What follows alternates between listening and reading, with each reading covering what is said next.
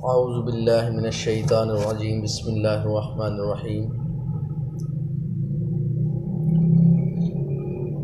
درس قرآن۔ امت مسلمہ کا مقصد وجود، یعنی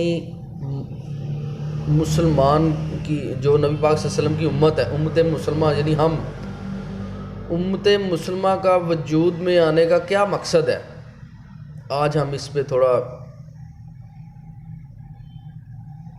پڑھیں گے، درس دیں گے۔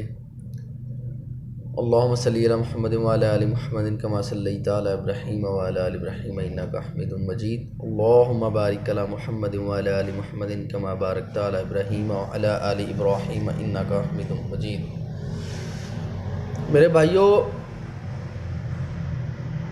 یہ آپ کی امت کا عین مقصد وجود ہے، جسے آپ نے پورا نہ کیا تو گویا اپنی زندگی ہی عقارت گنوا دی۔ یہ آپ پر خدا کا عائد کیا ہوا فرض ہے، کیونکہ اللہ پاک کا حکم ہے۔ اللہ پاک نے قرآن کریم میں فرمایا، یا ایھا الذین آمنوا کونوا قوامین للہ شہداء بالقسط۔ اس کا ترجمہ یوں ہے کہ اے لوگو جو ایمان لائے ہو، خدا کی خاطر اٹھنے والے اور ٹھیک راستے کی گواہی دینے والے بنو۔ یہ اکیلا حکم ہی نہیں ہے بلکہ تاکیدی حکم ہے، کیونکہ اللہ تعالیٰ فرماتا ہے، وَمَنْ أَظْلَمُ مِمَّنْ قَتَمَ شَهَادَةً عِنْدَهُ مِنَ اللَّهِ۔ یہ سورہ بقرہ کی آیت ہے۔ اس شخص سے بڑھ کر ظالم کون ہوگا جس کے پاس اللہ کی طرف سے گواہی آئی ہو اور اس نے اسے چھپا لیا ہو۔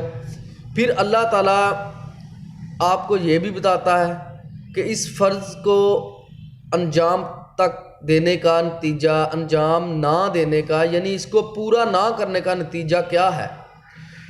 آپ سے پہلے اسی گواہی کے کٹہرے میں یہودی کھڑے کیے گئے تھے، مگر انہوں نے کچھ حق کو چھپایا، کچھ حق کے خلاف گواہی دی۔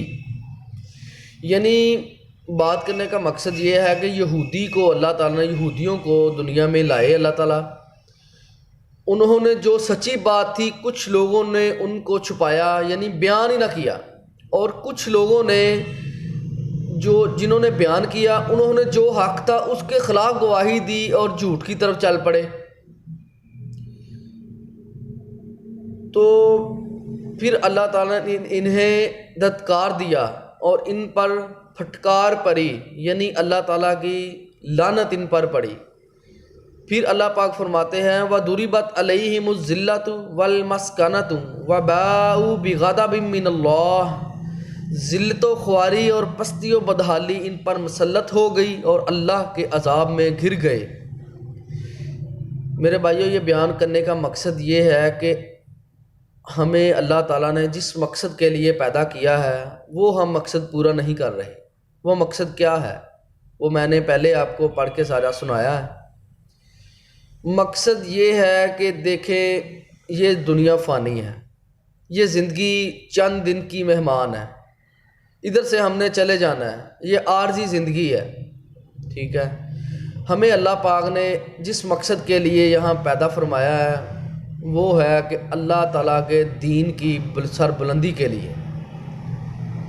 نبی پاک صلی اللہ علیہ وسلم نے ہمیں جو تعلیمات دی ہیں ان پر عمل کرتے ہوئے ہم دوسروں تک بھی یہی تعلیمات پہنچائیں۔ اللہ تعالیٰ کا فرمان ہے جو ہم دوسروں تک پہنچائیں، یعنی دعوت دیں۔ جب تک ہم ایک دوسرے کو دین کے جو ہے اللہ تعالیٰ کا فرمائے ہوئے جو ارشاد ہیں ان کی دعوت نہیں دیں گے، ایک دوسرے کو ہم مل بیٹھ کے یہ سارا مطالعہ نہیں کریں گے، اور سب سے بڑی جو بات ہے یہ اکیلا مطالعہ یا اکیلی دعوت نہیں ہے۔ میرے بھائیوں، ہمیں بھی عمل کرنا ہے، ہم نے بھی ایک نہ ایک دن اللہ کے ہاں پیش ہونا ہے۔ اللہ تعالیٰ پوچھے گا، اگر آپ نے عمل نہیں کیا تھا تو دوسروں تک پہنچایا تھا، اگر دوسروں تک پہنچانے کی آپ میں توفیق نہیں تھی تو کم از کم آپ عمل کر لیتے، آپ کو سمجھ بوجھ تھی۔ آپ یہ ساری چیزوں کی سمجھ ہوتے ہوئے بھی آپ نے میرے فرمان کو جھٹلایا، میرے ارشاد پہ عمل نہیں کیا، نبی پاک صلی اللہ علیہ وسلم کے طریقہ کے بتائے ہوئے طریقے پہ عمل نہیں کیا، تو میرے بھائیوں یہ سوچنے کا کام ہے۔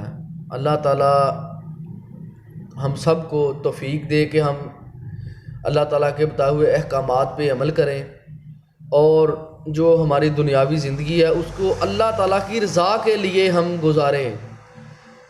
میرے بھائیوں، ہم ایک دوسرے کی اگر خدمت کرتے ہیں، ہم ایک دوسرے کی عیادت کرتے ہیں، کسی بیمار کی بیمار پرسی کرتے ہیں، صرف خالصتاً اللہ کی رضا کے لیے ہونا چاہیے۔ اگر ہم دنیا کو دکھاوے کے لیے کریں گے تو اس کا کوئی فائدہ نہیں ہے، اس کا کوئی فائدہ نہیں ہے، وہ دنیا میں ہی رہ جائے گا۔ اس لیے میرے بھائیوں، دعوت کا کام جو ہے زیادہ سے زیادہ کریں، ایک دوسرے کے پاس جائیں، ایک دوسرے کو ملیں، تعلقات بڑھائیں، اللہ کی رضا کی خاطر، اللہ کے دین کی خاطر۔ تو ہم اللہ پاک سے دعا کرتے ہیں کہ اللہ پاک ہمیں عمل کرنے کی توفیق عطا فرمائے، اللہ پاک ہمیں جو ہے ایک دوسرے سے اچھے اخلاق سے پیش آنے کی توفیق عطا فرمائے، ایک دوسرے کو دعوت پہنچانے کی توفیق عطا فرمائے۔ اللہ پاک ہم سب کا حامی و ناصر ہو، آمین۔ صدق اللہ مولانا العظیم۔